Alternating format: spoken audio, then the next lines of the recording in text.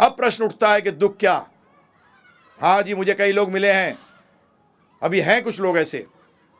दिल्ली में एक दाम्पत्य, एक कपल था, है, उनके साथ क्या था, बड़ा उनमें से चर्चा करने आए, माला जपने लग गए, उन्होंने हरे कृष्ण महामंत्र जपना शुरू किया, भगवद गीता ही पढ़नी शुरू करी, परंतु उन्होंने एक चीज़ कही, बोले प्रभु जी हम तो बड़े संतोष, हमें दुख क्या है हमें पता ही नहीं।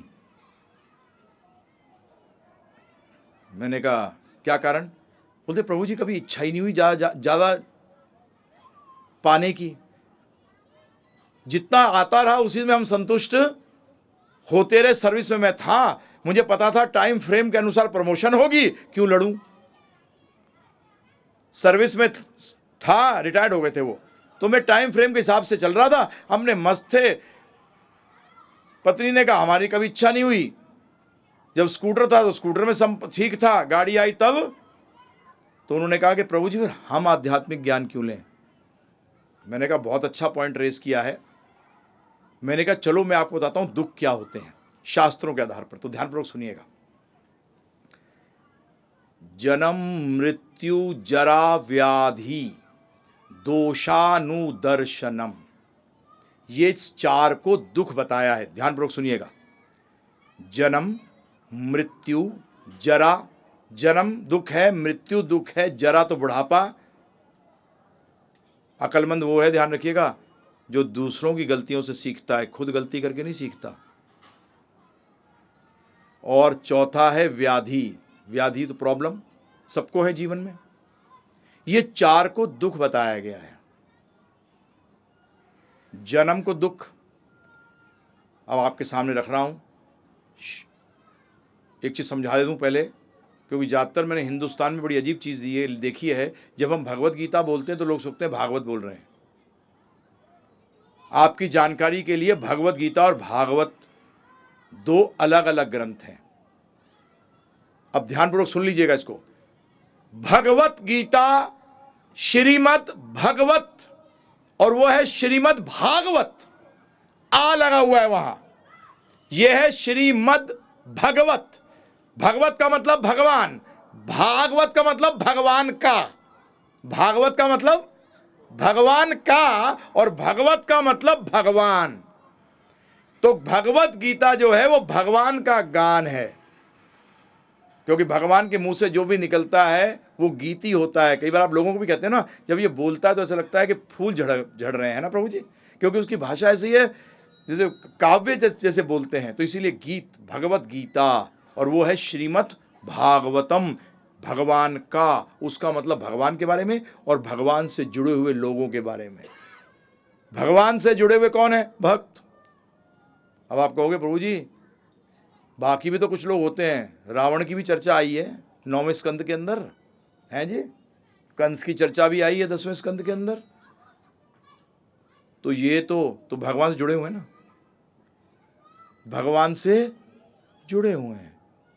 तो ये भागवत और ये भगवत गीता, अभी चर्चा करेंगे इस पे। और तो ये भागवत ग्रंथ है, इसके 3रे स्कंद के अंदर बड़ा शॉकिंग चीज है प्रभु जी। भागवत ग्रंथ हकीकत में भक्ति का ग्रंथ है, कृष्ण भक्ति का ग्रंथ है पूर्ण, उसमें और कुछ नहीं है। आज भागवत का विषय नहीं है, परंतु आप जो भागवत सुनते हो, मैं क्या बोलूं, वो एक मजाक है, भागवत का उपहास है।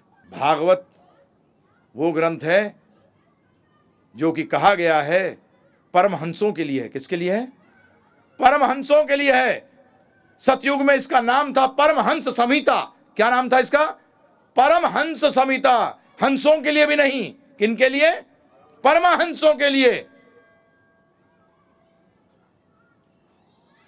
तो एटलीस्ट सुनने वाले परमहंस और हंस नहीं हो, परंतु जो बैठकर वाच रहा है वो तो हंस होना चाहिए कम से कम, जो दूध और पानी को अलग कर सके। उस ग्रंथ के अंदर, इस पे अभी ग्रंथ पे तो चर्चा करूंगा आपसे, आगे भी समझाऊंगा आपको क्यों ऐसा बोला गया है, भागवत को क्यों ये श्रेणी पे बिठाया गया है और भगवत गीता को इस श्रेणी पे बिठाया गया है। ये सब क्लियर है एकदम। भगवत गीता से बताऊंगा, सारे वेद एक नहीं है। वेदों में ज्ञान भी स्तरों पर है, ये सब समझ, आपको गीता से बताऊंगा ये।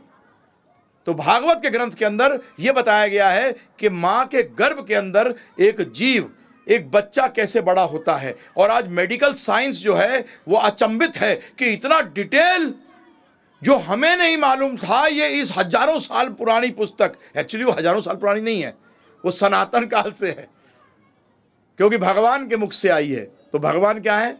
सनातन है, इसलिए भागवत भी सनातन है। उसमें डिटेल है प्रभु जी, बड़ा क्लियर डिटेल है। उसमें कहा गया है, अब समझिए, जब इतना डिटेल सच है प्रभु जी, अगर 98 सही है तो 2 जो आगे 199 और 100 भी बताया गया वो भी सही होगा। इतना कॉमन सेंस तो लेके चले ना प्रभु जी, इतना सामान्य ज्ञान तो लेके चलें। उसमें कहा गया है कि जन्म जो है वो बड़ा दुखदाई है। कैसे समझें, बताता हूं आपको, सुनिए। आप हकीकत में पूर्ण तरह भगवान की शरण में कब आते हैं? पूर्ण तरह प्रभु जी, जब बाकी आश्रय छूट जाते हैं। सही है। अब मैं एक्सट्रीम केसेस लेके बात करूंगा प्रभु जी, क्योंकि हम लोगों की हालत हो गई है। मैं परसों जब संडे बात कर रहा था तो ये उदाहरण पता नहीं भगवान ने दे दिया कि मैं बता रहा था कि तुम लोग आईसीयू में पड़े हो सबके सब।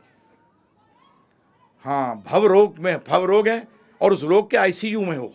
आईसीयू में क्या है कि बचने के चांसेस हैं। कई मर चुके हैं प्रभु जी, जो नहीं आए वो मर चुके हैं, वो मर चुके हैं। जो आए हैं और सुन रहे हैं वो आईसीयू में हैं, हालत खराब है बहुत। और आईसीयू में ट्रीटमेंट क्या करी जाती है प्रभु जी? अगर 50 लगाने पड़े नीडल तो भी ठोक दिए जाते हैं। तो मैं कई जगह बताया था आपको, सत्य बोलूंगा तो कई जगह हिलोगे, परंतु इसीलिए हिलाने की कोशिश कर रहा हूं कि जग जाओ। इसीलिए हिलाने की कोशिश कर रहा हूं क्योंकि हमारा नारा क्या है? जीव जागो। क्योंकि यह नारा चैतन्य महाप्रभु ने दिया था। भक्ति विनोद ठाकुर जी ने कहा था, जीव जागो गौरा चंद्र बोले। कि कृष्ण भगवान बोल रहे हैं कि हे जीव जाग। ये माया को पिशाचनी कहा गया है। पिशाचनी, आप भूतों से डरते हो ना, दिन रात तो भूतों क्या दिन रात तो भूत की गोद में सो रहे हो। उस माया को क्या कहा है? पिशाचनी। पिशाचनी कौन होती है प्रभु जी? भूतनी। इस भूतनी स्वरूप माया के गोदी में सो रहे हो, उठो। तो कई बार प्रभु जी प्यार से जब उठता नहीं व्यक्ति तो क्या करना पड़ता है? हिलाना पड़ता है।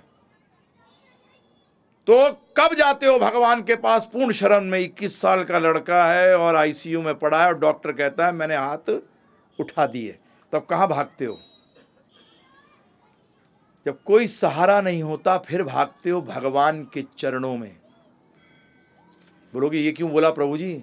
अब सुनो, भागवत बताती है कि मां के गर्भ में हम लोग एक पुटलिया के अंदर पड़े हैं। हम लोग की हालत यह है, औंकड़ू पड़े हैं, अंधकार है और अंदर कीड़े हैं जो कि काट रहे हैं। मां जरा सा गलत खा लेती है तब बच्चे की हालत अंदर खराब हो जाती है, और जब वो चीखता है तो सुनने वाला कोई होता नहीं, क्योंकि उस गर्भ की जो पोटली है उससे बाहर आवाज जाती नहीं, अपनी आवाज खुद को सुनाई देती है।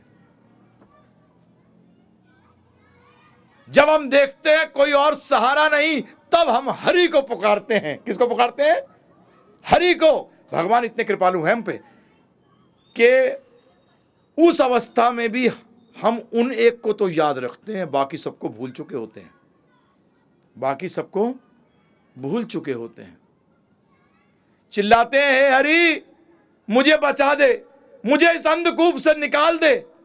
मैं तुझे वचन देता हूं कि बाहर आने के बाद, यह मेरा पहला वचन है, ध्यान रखिएगा, जो सबने यहां दिया है, जो यहां नहीं है उन्होंने भी दिया है कि हे हरि बाहर आने के बाद मैं तेरी भक्ति करूंगा और कुछ नहीं करूंगा। यह वचन हम सबने दिया पहला। तब हरि कृपा करते हैं और हम मां के गर्भ से बाहर आते हैं। अब पुकारा कब? मैंने पहला उदाहरण क्यों दिया था? पुकारा इसलिए कि कोई और सहारा नहीं और इतना जबरदस्त दुख है कि अब सहन होता नहीं। इतना दुख है प्रभु जी, इतना दुख होता है। परंतु बताऊं एक चीज, बाहर आते ही क्या होता है? दादा दादी लुलु लुलु लुलु बेटा, बस भूल गए हरि को। अरे यार ये तो लुल्लू लुल्लू करने वाला भी आ गया कोई, है ना जी। फिर पिताजी ने हिलाया, फिर माँ ने हिलाया, बस पता लगा हिलाते हिलाते हरि हिल गए, जीवन से हरि हिल गए।